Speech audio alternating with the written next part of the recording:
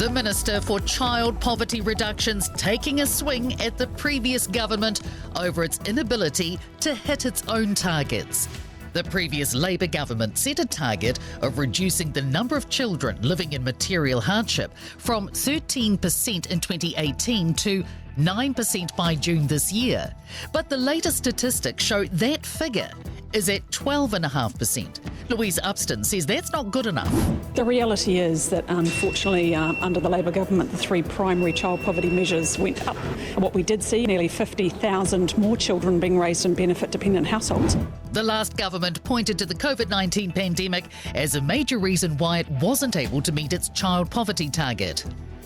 A clinical psychologist says Phillip Mehrtens may feel a sense of sympathy towards his captors since returning home. The New Zealand pilot is now safely back with family in Jakarta after being freed Saturday. He was held captive for 19 and a half months by rebels in West Papua. Umbrella Wellbeing's Dougal Sutherland says it isn't unusual for people like Phillip Mehrtens to develop a bond with people and places while held captive.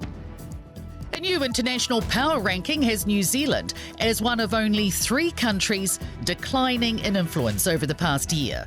Here's senior political reporter Sophie Trigger. According to a Lowy Institute report, Wellington's largely been left behind by Asia's fast-paced defence diplomacy. Along with Russia and war-torn Myanmar, New Zealand dropped in overall power this year, the Institute noting a 14% loss since 2018. The fall in rankings was attributed to less defence networks and a drop in diplomatic influence.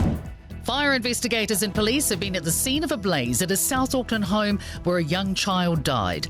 The fire on Tidal Road in Mangere was already well involved by the time crews arrived just before 1:30 Saturday afternoon. The child was found dead inside the home and others with minor injuries were assessed by ambulance staff. Thanks for watching this New Zealand Herald Focus video. To stay up to date, click the subscribe button below or check out some of our other videos here and head over to nzherald.co.nz for more news worth knowing.